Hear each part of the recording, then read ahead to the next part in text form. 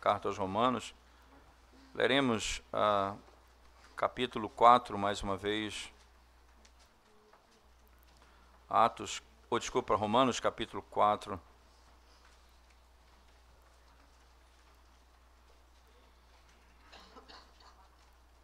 Nós vamos ler a partir do verso 9. Leremos até o verso 12. Romanos capítulo 4, verso 9 a 12. Diz assim a palavra de Deus: Vem, pois, esta bem-aventurança exclusivamente sobre os circuncisos, ou também sobre os incircuncisos? Visto que dizemos, a fé foi imputada a Abraão para a justiça. Como, pois, lhe foi atribuída, estando ele já circuncidado ou ainda incircunciso? Não no regime da circuncisão, e sim quando incircunciso. E recebeu o sinal da circuncisão como selo da justiça da fé, que teve quando ainda incircunciso, para vir a ser o pai de todos os que creem, embora não circuncidados, a fim de que lhes fosse imputada a justiça. E pai da circuncisão, isto é, daqueles que não são apenas circuncisos, mas também andam nas pisadas da fé, que teve Abraão, nosso pai, antes de ser circuncidado. Amém. Vamos à presença de Deus mais uma vez em oração. Senhor, mais uma vez nós abrimos a Tua palavra e com as nossas mãos vazias estamos diante de Ti, esperando do Senhor receber o bem, a fé, a graça, o conhecimento que transforma a nossa vida. Nós não temos em nós mesmos condições de fazê-lo, nem de alimentar o rebanho com as nossas palavras. Mas com a Tua palavra, pelo poder do Espírito Santo, o Teu rebanho será verdadeiramente alimentado.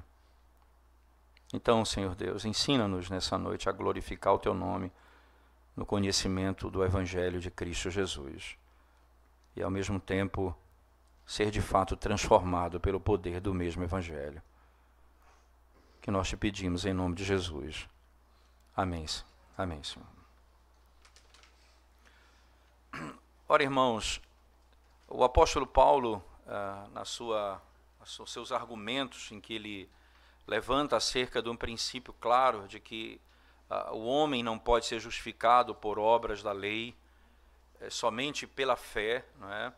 Ele, primeiro, na primeira seção do verso 1 a 8 do capítulo 4, ele mostra que nem Abraão, nem Davi, lembrando que Abraão aqui é aquele que dá origem à história de Israel como nação, então o pai da nação de Israel, nem o pai da nação de Israel, nem o maior rei da história de Israel, que é Davi, negam a doutrina que Paulo está estabelecendo. Pelo contrário, eles confirmam isso. Ele diz, ora, se Abraão tendo que se gloriar, ele pode ter, mas não diante de Deus. Porque ele não foi justificado por obras, mas pela fé. E ele vai e cita Gênesis 15, verso 6, que diz, abertamente ele creu, isso lhe foi imputado por justiça. E logo depois ele cita Davi, que diz abertamente também, bem-aventurado o homem a quem Deus não imputa pecado. Então, tanto Davi quanto Abraão, tanto aquele a quem foi feita a promessa de ter uma nação e uma terra, quanto Davi, que conquista uma terra, aquela que foi prometida a Abraão, na sua maior dimensão, tanto um quanto o outro, afirmam a doutrina da justificação pela fé, não por obras. Então, agora, Paulo passa para o segundo argumento, não é? Acerca da circuncisão. O primeiro, ele traz os dois personagens para mostrar claramente que ninguém é justificado por sua própria obediência. Agora, ele vai tentar dizer, e a circuncisão? Qual o lugar da circuncisão aqui no texto?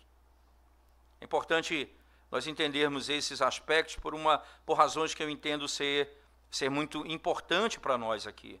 A doutrina e a prática da circuncisão era algo que estava no centro do debate dentro da relação dos judeus e gentios. Por falar em judeus e gentios, exatamente a temática de Paulo aos Romanos. Os judeus estão perdidos, os gentios estão perdidos, ambos carecem da graça do Senhor e por isso precisam de Cristo para serem salvos. Da mesma forma, agora ele vai dizer, então, como se a circuncisão é a marca da salvação e você tem que ser circuncidado para ser salvo, o gentio que não foi, poderia ser salvo? Qual é a base da justificação pela fé? É a circuncisão ou é a fé? Em que necessariamente repousa a nossa salvação? Lembre que esse tema é grave e importante, não é? Porque você pode até trazer sua memória rapidamente comigo, o que está lá, que Paulo enfrenta em Atos, no capítulo 15. Volte comigo, por favor. Irmãos, Atos no capítulo 15. O livro de Atos, capítulo 15, a partir do verso 1. Alguns indivíduos, Atos 15, verso 1 em diante, alguns indivíduos que desceram da Judéia, ensinavam aos irmãos, se não vos circuncidar, segundo o costume de Moisés, não podeis ser salvos. Você precisa se circuncidar para ser salvo. Entenda que essa é uma problemática que percorre a igreja. Qual o papel da circuncisão? Se você não for circuncidado, você não vai ser salvo. E você lembra que esse assunto é levado para o tribunal, na sequência, e no caminho, não é? E no debate entre eles, nas palavras de Pedro, eu queria que você lesse comigo, por favor, a partir do verso 8, não é? A partir do verso 8 do capítulo 15, Pedro, a Escritura diz assim, ora, Deus que conhece os corações, lhes deu testemunho, concedendo o Espírito Santo a eles, como também a nós nos concedera. E não estabeleceu distinção alguma entre nós e eles, purificando-lhes pela fé o coração. Agora, pois, porque tentais a Deus, pondo sobre a serviço dos discípulos um jugo que nem nossos pais puderam suportar, nem nós, mas cremos que fomos salvos pela graça do Senhor Jesus, como também aqueles o foram. Tanto os judeus quanto os gentios foram salvos pela graça do Senhor, não pela obediência da lei. Esse tema toma corpo, não é, na discussão que Paulo vai ter com base nesse contexto de Atos 15, lá em Gálatas, no capítulo 5. Por favor, venha comigo, Gálatas capítulo 5. Veja que esse é um tema que percorre o Novo Testamento, não é? Gálatas 5, a partir do verso 1. Veja comigo, por favor, as Escrituras Sagradas, irmãos. Gálatas capítulo 5, a partir do verso 1. Diz assim a palavra de Deus. Para a liberdade foi que Cristo nos libertou. Permanecei, pois, firmes e não vos submetais de novo a jugo de escravidão. Eu, Paulo, vos digo que se vos deixar de circuncidar, Cristo de nada vos aproveitará. O que é que Paulo está enfatizando aqui? Ora, qual era o problema aqui da circuncisão? Lembra lá da discussão em Atos 15? Cristo mais circuncisão. E circuncisão aqui é tomado pela obediência a toda a lei. Daí Paulo vai na sequência dizer com o seguinte argumento, acompanhe o texto comigo, ele diz assim, de novo testifico a todo homem que se deixa circuncidar, que está obrigado a quê? A guardar toda a lei. Em outras palavras, se você vai ser salvo por sua própria obediência, você tem de ser perfeito. Tem que cumprir toda a lei, não é uma lei, mas toda a lei, porque é isso que a lei exige, perfeição. Vocês estão mortos, e o argumento de Paulo em Romanos é, estamos mortos nos nossos delitos, estamos mortos nos nossos pecados, não há ninguém que possa fazer o bem, estão todos perdidos. Como então alguém pode cumprir a lei perfeitamente?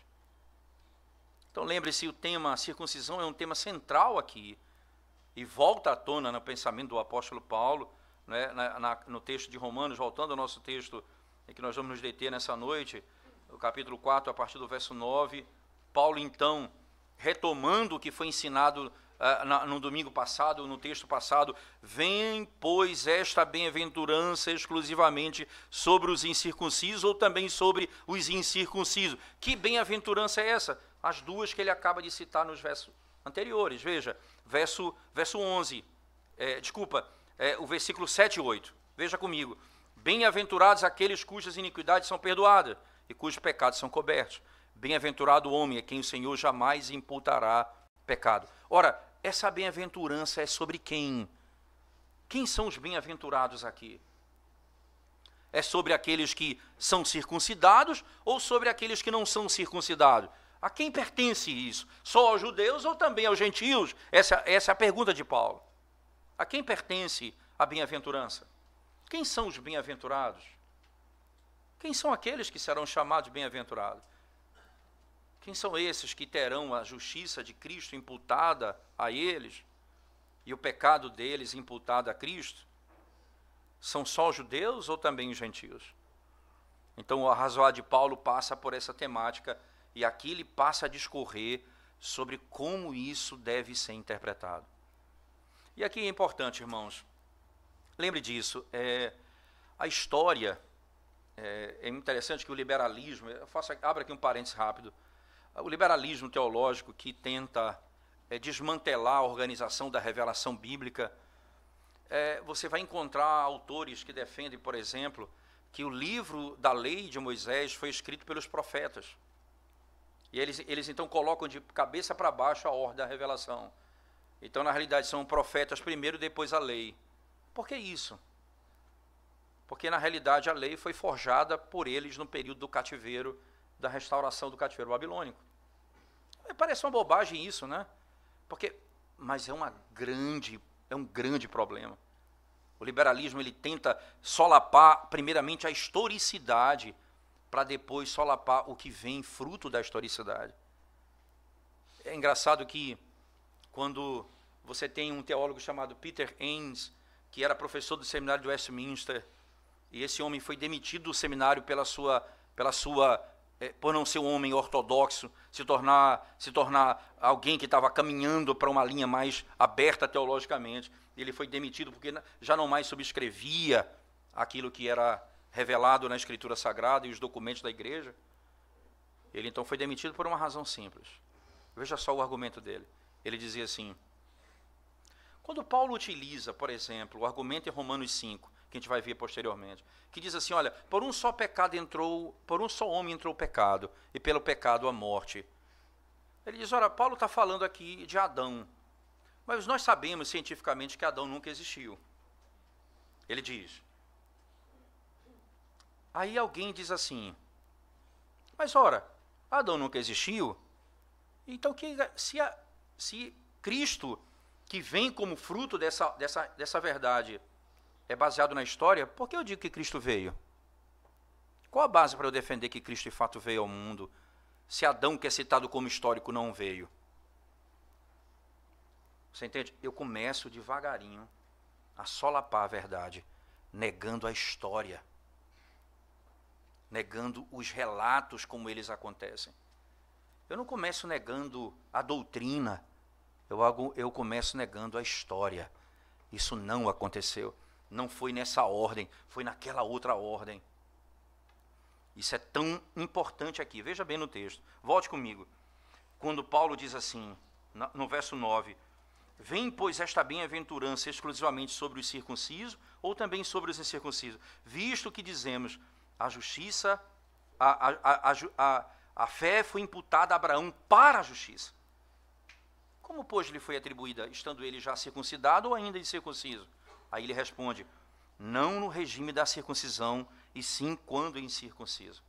E recebeu o sinal da circuncisão como selo da justiça.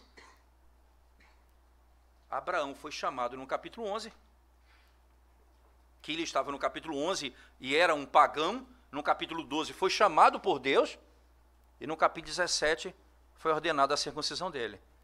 Uma ordem temporal bem interessante. Por que é tão importante essa ordem temporal aqui? Porque na tese na teologia paulina, isso tem um fundamento muito grande. Primeiro ele creu, depois recebeu o sinal. Eu não posso inverter isso. O fato dele ter crido no capítulo 12 faz todo sentido o fato dele receber o selo no capítulo 17. Se eu torno a história sem sentido, não tem lógica. Paulo está extraindo uma doutrina pelo elemento histórico. Volte comigo para o texto, por favor. Veja o que ele diz na sequência. E recebeu o sinal da circuncisão como selo da justiça da fé que teve quando ainda incircunciso. Ele creu quando era incircunciso e recebeu um selo depois de ter crido. Ora, a tese de Paulo, me parece lógico, o que ele está querendo dizer simplesmente é isso. Se Abraão é o pai da fé, ele é o padrão para nós seguirmos. Qual o padrão dele? A justiça pela fé. Nada se acrescenta à justiça pela circuncisão. A circuncisão é um selo posterior ao ato de crer. Não é a justiça que o salva, mas foi a fé que o redimiu. Foi pela fé que ele foi salvo. E aqui, acompanha a que Paulo vai fazendo aqui no texto, irmãos. Né? Ele diz, ora, a fim de que lhes fosse imputada a justiça, e pai da circuncisão, isto é, daqueles que não são apenas circuncisos, mas também andam nas pisadas da fé que teve Abraão, nosso pai, antes de ser circuncidado. Então, os judeus que seguem Abraão, creem como Abraão e recebem o sinal depois de crer. Então, a justiça não é dada pelo sinal, é pelo ato de crer. E os gentios, como funciona? Verso 11, acompanhe o texto comigo. Ele diz, ora, para vir a ser o pai de todos que creem, embora não circuncidados, a fim de que lhe fosse imputada a justiça. Aos que não são circuncidados, esses creem, aos que são judeus, que são circuncidados, mas andam nas pisadas de Abraão. Que pisada? Creram antes de ser circuncidado. A lógica é a mesma, Ora, Paulo está argumentando dizendo, o sacramento, ele não contribui no sentido de fundamentar a justificação pela fé. Você não acrescenta nada à obra de Cristo praticando o sacramento. Nada você acrescenta.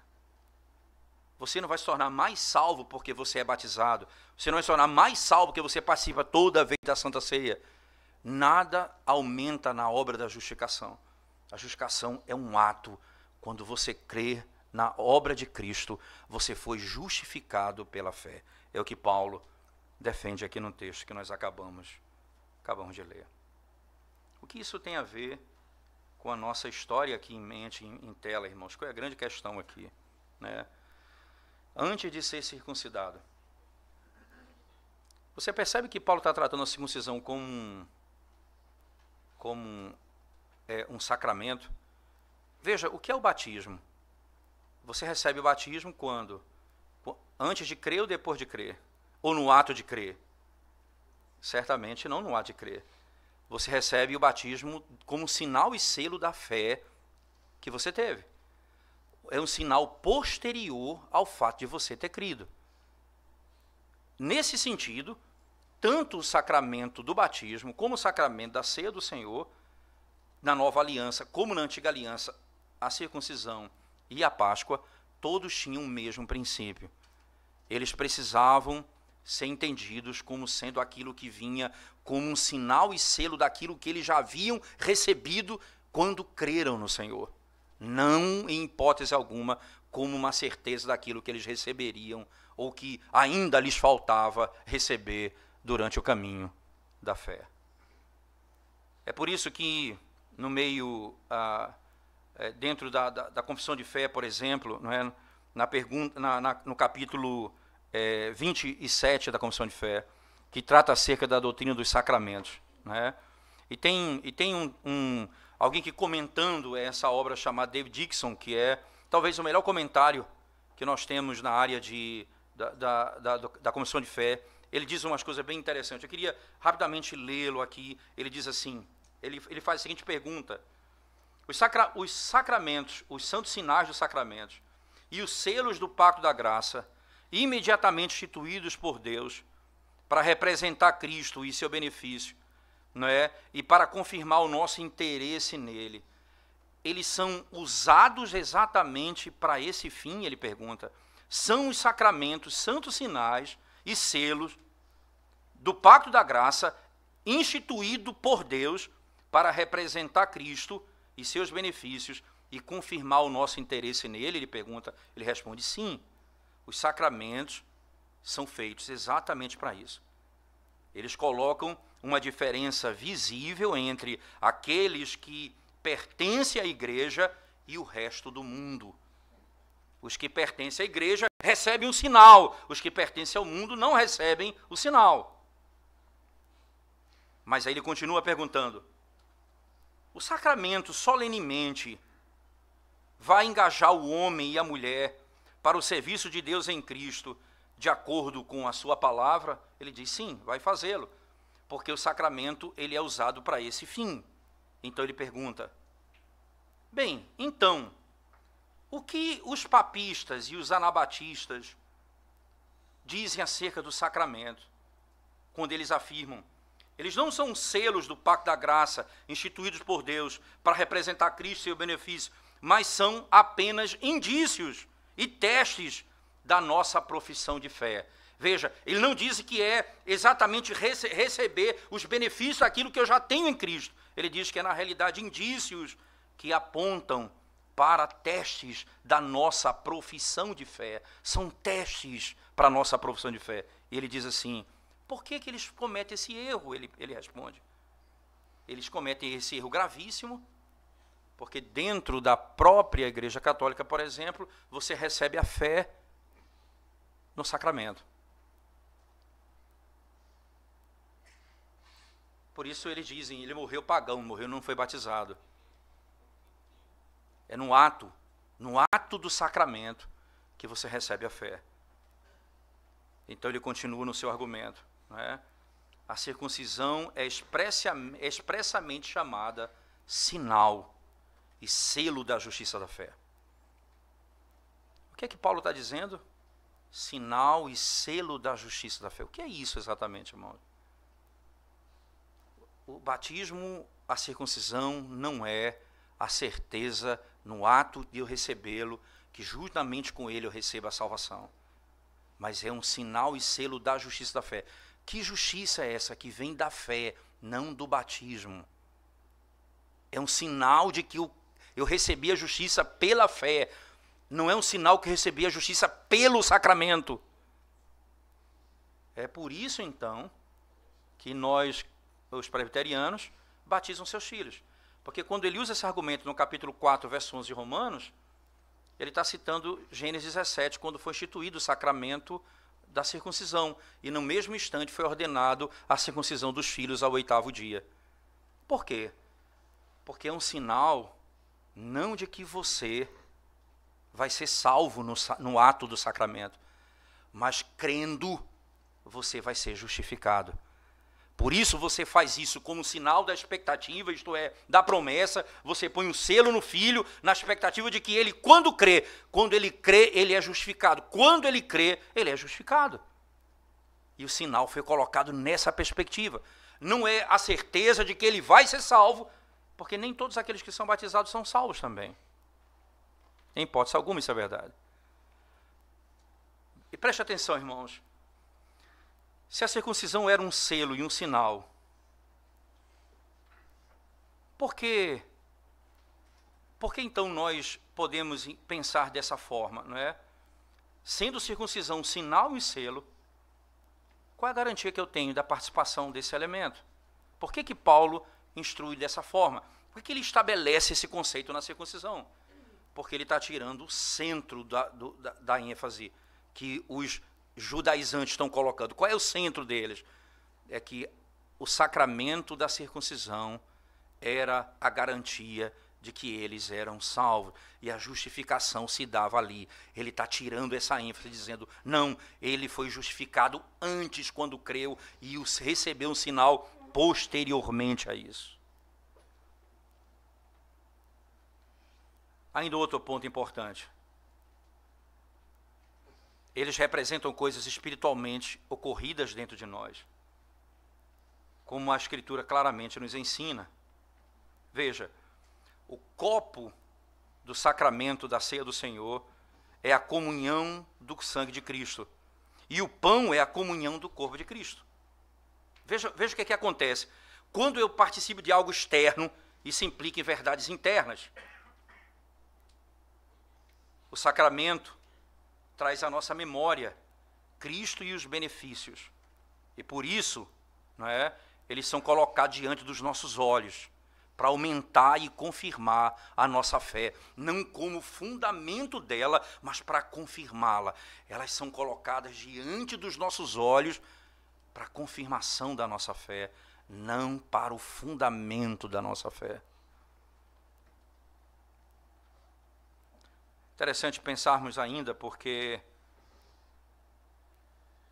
existe algum poder conferido no ato de receber o sacramento. A presença do Senhor é claramente expressa na Escritura Sagrada. Isso aqui é importante porque, se nós entendermos bem o que que Paulo está dizendo no texto, eu vou entender. Paulo não está negando aqui a necessidade de um sacramento. O que ele está negando é a necessidade inequívoca de você colocar o sacramento como fundamento da tua salvação. O que é que garante que você é salvo? Porque eu participo da mesa do Senhor. Existem benefícios se você é crente e participar da mesa do Senhor, mas o que garante que você é salvo não é participar do sacramento, é Cristo. Essa é a justiça que te redime, não é o sacramento que te redime. Esse é um ponto central no entendimento do apóstolo Paulo. Os sacramentos são exatamente compreendidos dessa forma. Ora, nesse sentido, veja como que você pode receber o sacramento e não ser salvo. Por exemplo, você vai para Atos, capítulo 8, verso 13. Não é? Você tem a história ali de um homem chamado Simão. Em Atos, capítulo 8, verso 13, é uma história bem interessante. Acompanhe comigo, por favor. Atos, capítulo 8, verso 13.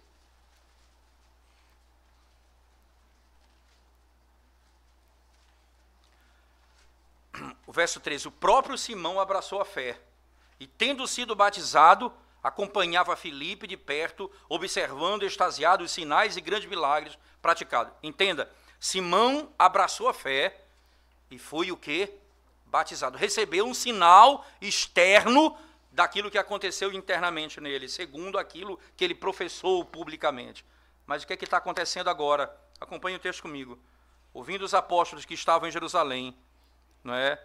Que Samaria recebera a palavra de Deus, enviaram-lhe Pedro e João, os quais, descendo para lá, oraram por eles para que recebessem o Espírito Santo. Verso 19, não é? Na sequência ainda, vamos ler um pouquinho, que a história ela segue nesse texto. No verso 15, os quais, descendo para lá, oraram por eles para que recebessem o Espírito Santo, porquanto não haviam ainda descido sobre nenhum deles, mas somente haviam sido batizados em nome do Senhor Jesus. Então lhes impunham as mãos e recebiam estes o Espírito Santo. Vendo, porém, Simão, pelo fato de que imporem os apóstolos as mãos, era concedido o Espírito Santo, ofereceu-lhes dinheiro, propondo, concedei-me também a mim este poder, para que aquele sobre quem eu impuser as mãos receba o Espírito Santo.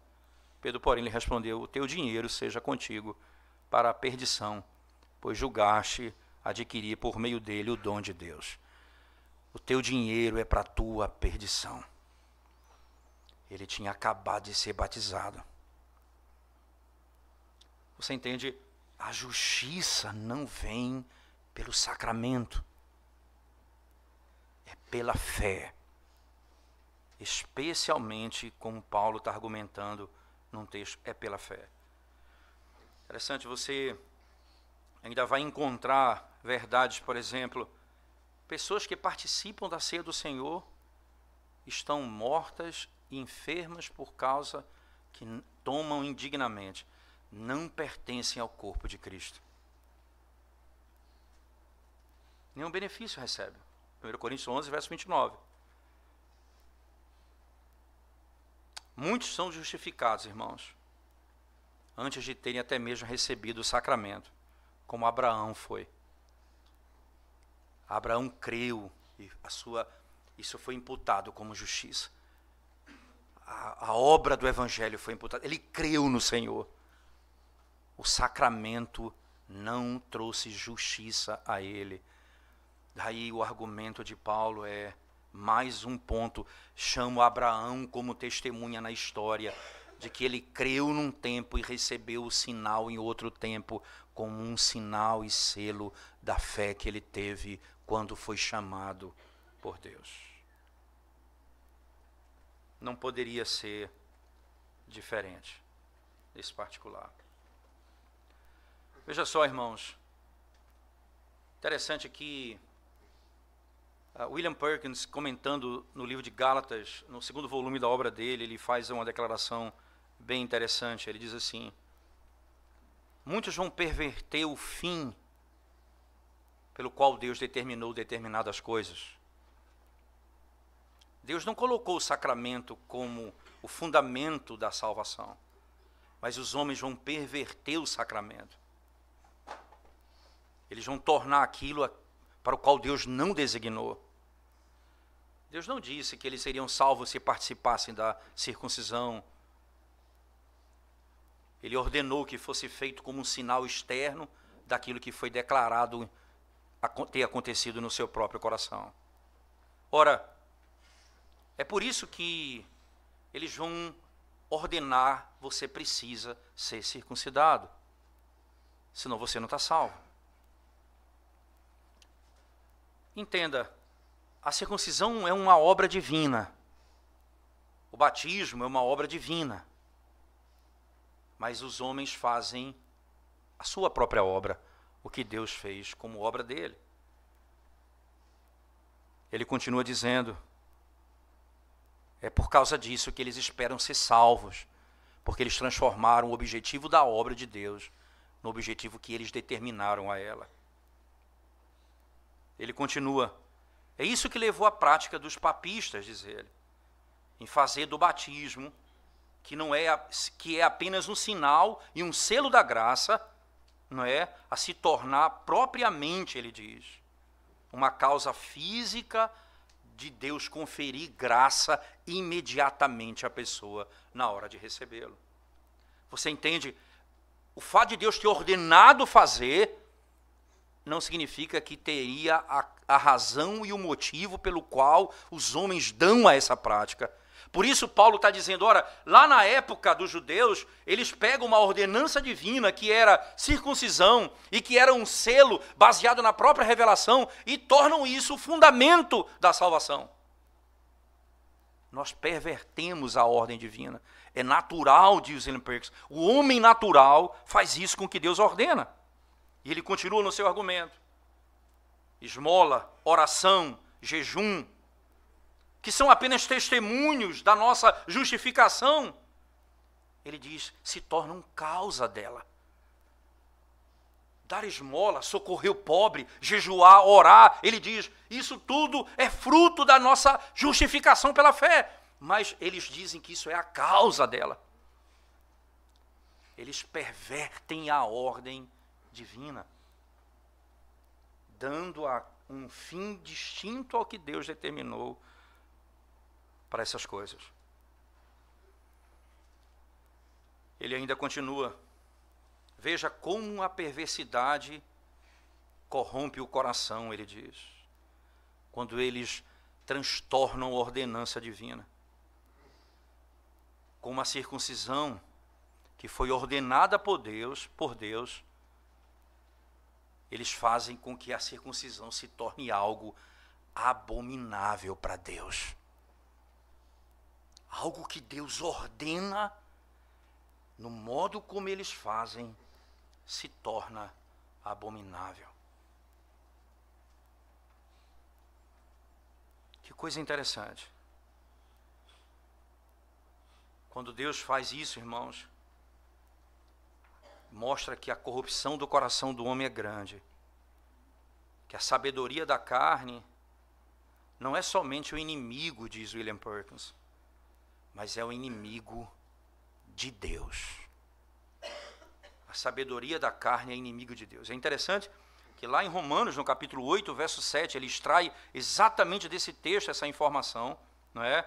Veja, por favor, Romanos capítulo 8, verso 7, o apóstolo Paulo diz assim, Romanos capítulo 8, verso 7. Por isso o pendor da carne é inimizade contra Deus, pois não está sujeita à lei de Deus, nem mesmo pode estar. O pendor da carne é inimiga de Deus. Eles transtornam as verdades de Deus. A circuncisão teve um papel importante na história. E ela foi ordenada pelo Senhor, está lá em Gênesis 17 isso. E era uma bênção para Israel e para toda a nação. Quando nós fazemos com oração, quando nós fazemos com culto doméstico, quando nós fazemos com socorro ao pobre, quando nós fazemos nos trabalhos de ajuda social, que é ordenado por Deus fazer tanta coisa, e nós transformamos isso em fundamento para a nossa salvação. A ponto, na minha parte da minha adolescência, eu me confundi tanto com o texto de Lucas 18, quando aqueles homens sobem para orar e o fariseu dizia: obrigado, Senhor, porque eu não sou ladrão, eu não sou adúltero, porque eu não faço isso. Dizia: meu Deus, isso não é bom. Mas isso não é bom, não fazer isso não é bom, porque o Senhor rejeita eles. Eu me confundia, parte da minha adolescência eu tinha dificuldade de entender esse texto. Porque hoje você pode dizer com toda clareza, porque eles conseguem fazer o que é bom em algo abominável a Deus. Porque se volta contra Deus.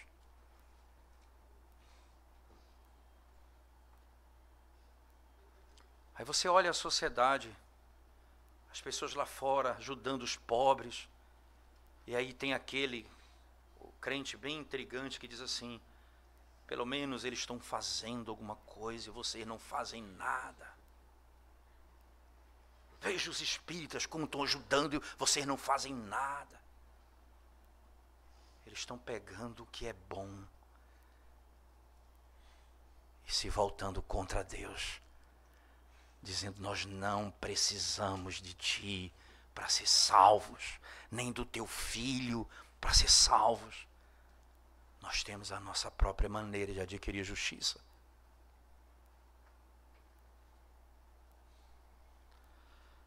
Ora, o apóstolo Paulo: ó judeus, eu vou chamar o pai de vocês por testemunho. O nome dele é Abraão. Eu vou dizer para vocês o que aconteceu com ele. Ele creu quando ele era um gentio e recebeu um sinal 12 anos depois. O que isso garantiu a salvação dele? Em que isso fez dele um homem agora salvo que ele não era anteriormente?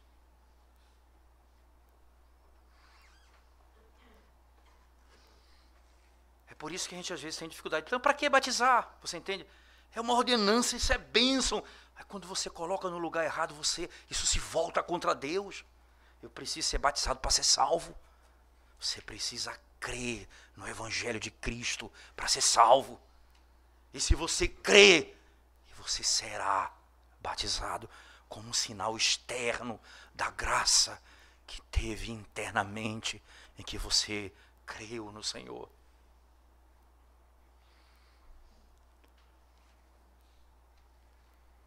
E aí Paulo, entenda, Jesus Cristo não é apenas o Salvador dos gentios, mas também dos judeus, porque a tese de Paulo é porque tanto os judeus quanto os gentios estão encerrados no pecado.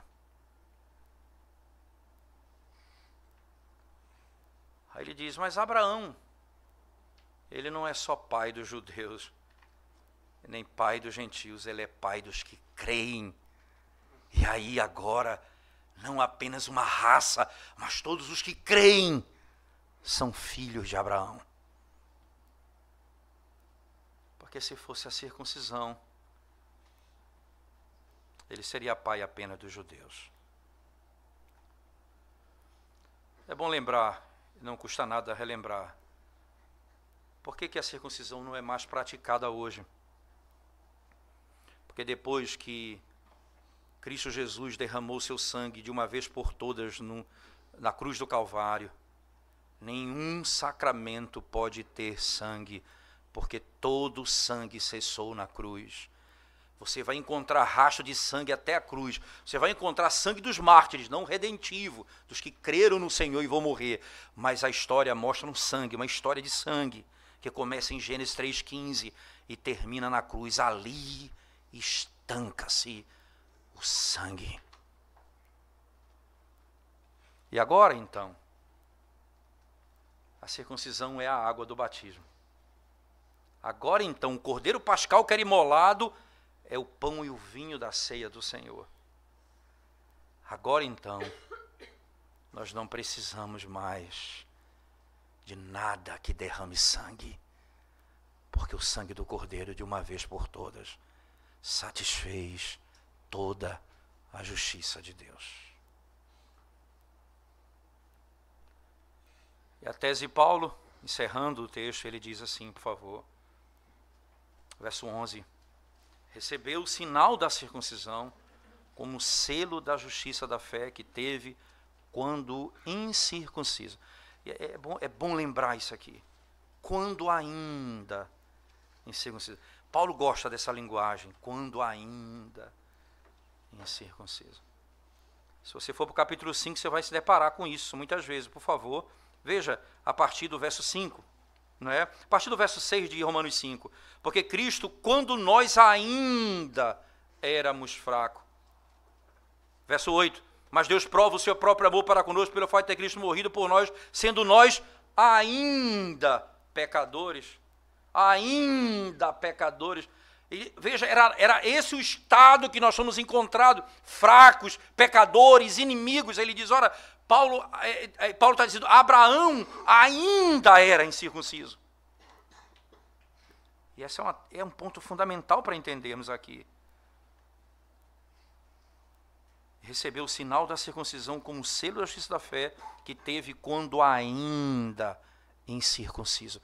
Ele creu no Senhor, ele recebeu o sinal da circuncisão como selo da justiça da fé. Que fé, irmãos? Fé que teve quando ainda incircunciso. Ele creu no Senhor quando ele era incircunciso. E ele recebeu a justiça. Aí isso significa que ele vai ser o pai de quem? Para vir o ser o pai de todos os que creem. Embora não circuncidados, a fim de que lhes fosse imputada a justiça. E no verso 12, não só pai dos incircuncisos, mas pai da circuncisão. Isto é, daquele que não são apenas circuncisos, mas também andam nas pisadas da fé que teve Abraão, nosso pai, antes de ser circuncidado. Não só recebem um sinal externo, mas receberam como Abraão. Primeiro eles creram no Senhor, depois receberam o sinal. As mesmas pegadas e pisadas de Abraão eles têm. Eu lembro de Jesus Cristo falando lá no Evangelho de João, ele dizendo, nós temos por pai Abraão. Jesus disse, Abraão não é o vosso pai, porque se Abraão fosse o vosso pai, vocês fariam o que ele fez. Abraão creu em mim. Vocês não são filhos de Abraão, vocês são filhos do diabo. É tão intrigante que Zaqueu, no capítulo 19 de Lucas, quando creu no Senhor, Jesus disse, este era um filho de Abraão. Foi dito isto quando ele creu no Senhor. Nós somos filhos de Abraão. Nós que cremos como ele creu nas promessas do Senhor. Somos justificados por meio da fé. não por outra justiça, pela justiça de Cristo.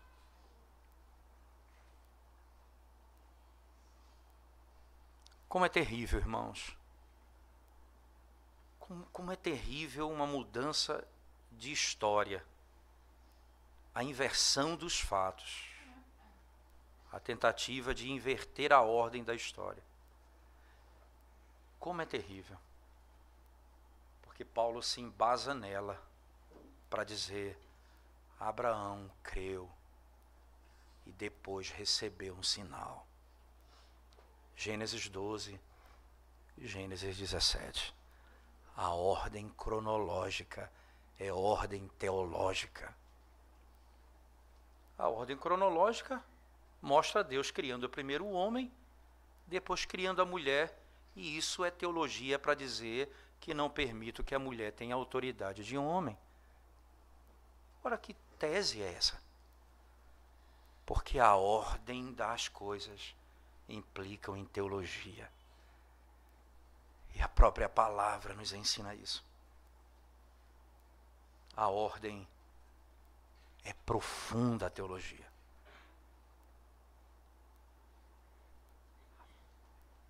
Inverter a ordem, contando a mesma história, levará almas ao inferno, porque confiarão no sacramento, não na justiça de Cristo.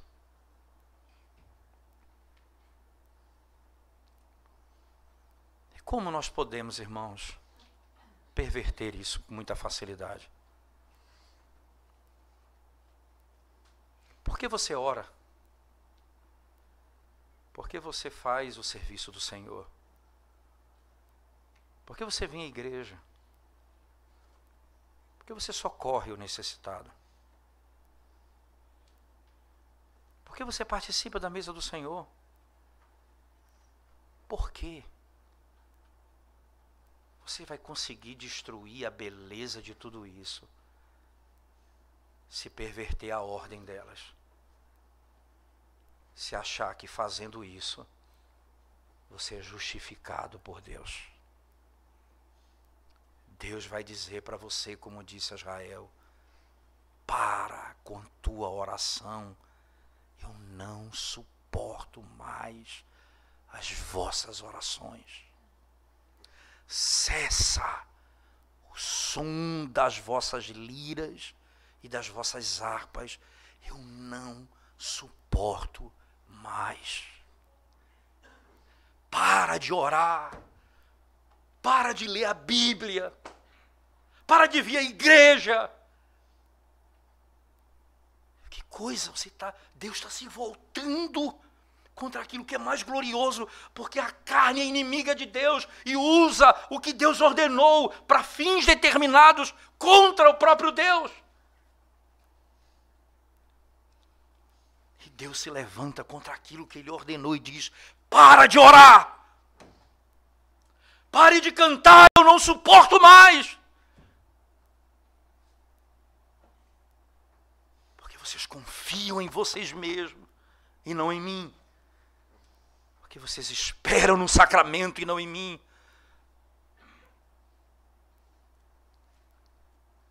O Senhor está dizendo: Abraão é pai dos circuncisos e incircuncisos, de todos aqueles que creem no nome do Senhor. Agora nós vamos servir ao Senhor, porque a justiça produzirá os seus frutos. E nós viremos à casa de Deus como fruto. Nós serviremos uns aos outros como fruto. Nós amaremos uns aos outros como fruto.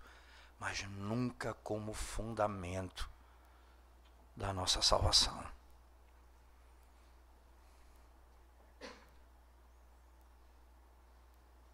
Quem mais Paulo chamaria por testemunho? Naquele dia, no dia final, Deus não chamará Abraão por testemunho. Ele chamará o seu filho por testemunha. Aquele que fez toda a vontade do Pai que foi circuncidado ao 8º dia para cumprir a lei, que foi batizado para cumprir a lei, que foi tentado, que morreu para cumprir a lei. E você dirá: eu rejeitei a justiça de Deus em Cristo por minha própria justiça.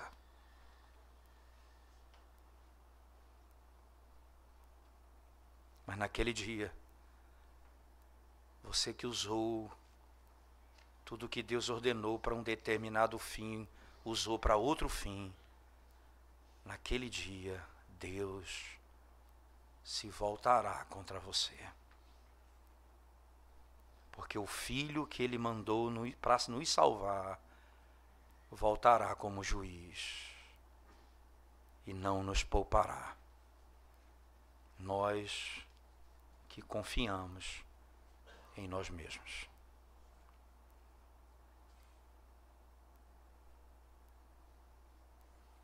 Arrependa-se hoje dos seus pecados, irmão. Confie em Cristo somente. Quando você crer no Evangelho de Cristo, você está salvo. E ninguém poderá arrebatar você das mãos do Senhor. Descansa somente nele. E hoje você precisa rejeitar a tua própria justiça e crer no Senhor Jesus tão somente. Mas você, irmão em Cristo, veja que grandes bênçãos nós temos. Nós podemos usufruir do batismo, como diz a nossa confissão de fé e o catecismo da igreja. Nós podemos usufruir da mesa do Senhor, não para nossa justiça, mas os benefícios de Cristo. A convicção da salvação nos é trazida a cada dia, quando assentamos à mesa do Senhor. E quando participamos do batismo de alguém na igreja, nós somos lembrados dos votos que fizemos e do que Deus disse a nós naquele dia.